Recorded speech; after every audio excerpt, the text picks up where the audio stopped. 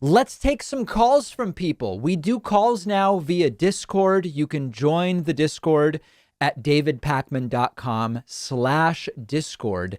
Let's speak first today to Ryan from Maryland. Ryan from Maryland, you were on the air. Hey, David. How's my audio? Is it okay? It's beautiful. All right. Fantastic.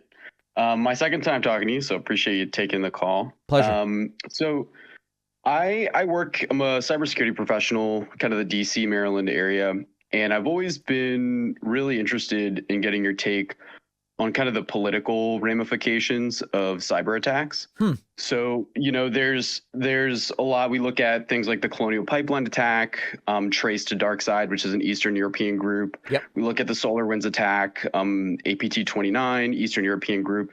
There's a clear asymmetry in our response, naturally so, right? Is like, how do we respond at a political level to these kind of ambiguous, or at least attacks where the damage is kind of ambiguous, right? And I think it's clear if we're attacked in a major city, the carriers go out to the ocean and we have a clear military response. But for these, it's kind of a more subtle political engagement between, and it may not be government to government, but I've always been curious, like, how do we measure what is an appropriate response from a kind of a political perspective when we can clearly trace through cyber forensics that there's likely a government involvement in some of these kind of infrastructure attacks? This is a really tough question. One approach to saying, okay, if you believe that there should be an equivalent response when something like this is done, your first step would be, how do we quantify the damages? This would be one way to approach it. So you would have to do an analysis and say, what dollar value can we put on the damages? What human value can we put? If nobody died, but there were $2 billion essentially in damages, do you just turn around and say, how do we do $2 billion in damage to the country that did this without killing anybody? Like, is it that utilitarian? Right. This is sort of a new front in a sense. So I don't know. I recently read a book it's a real page turner. I read it on vacation by Robert Ludlum, who wrote the Born Supremacy, all those books. A different one where there's a group that wants to poison the American water supply. They identify, I think it's like 5 or 7 aquifers or whatever the case may be. And they have this plan. And it's like that could kill an untold number of people. And it seems much more clear cut, for better or worse, what kind of a reaction you would see the government take in such a situation against the offending country. With some of the things you're thinking about, it's much more complex. And I don't immediately know how we quantify what our response should be.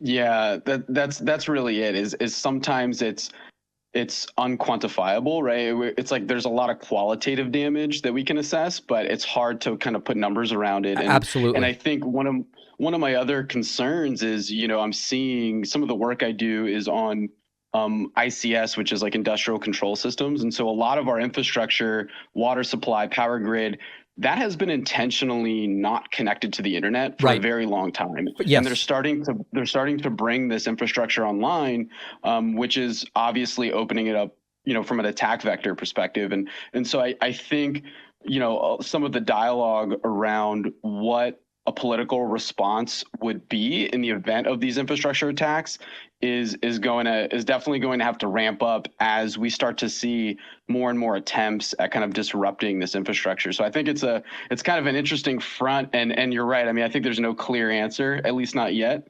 especially in situations where the damage is a little bit more subtle and unquantifiable. But yes, yeah.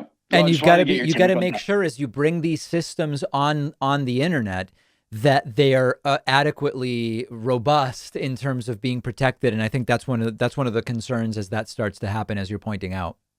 Yeah, I mean, and these systems are super antiquated, right? Yep. So bringing these online is such a challenge, and just seeing how vulnerable even really complex systems are, it does give me I wouldn't say it keeps me up at night, but it does give me some concern from what I see at kind of the professional level. But yeah, interesting to see kind of how this plays out from a political perspective in the future. But Yeah. wanted to get your take on that, so I appreciate you taking the time. Thank you. Important topic. Great to hear from you. Something I'm sure we will be addressing again. One of our sponsors is Blinkist, who's been supporting the David Pakman Show longer than any other sponsor. Blinkist is the app that lets you listen to or read an entire nonfiction book in just 15 minutes.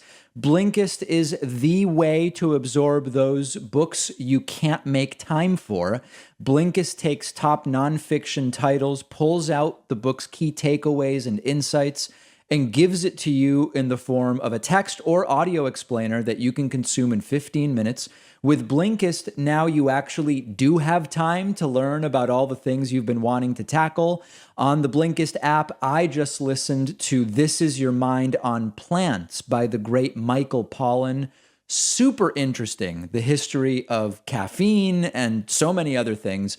Blinkist has you covered on podcasts too. Blinkist takes long episodes of popular podcasts and distills them into audio you can listen to in 15 minutes. With Blinkist, you can become knowledgeable about so many different things. You can have conversations with people about more topics. Blinkist makes you more well-rounded.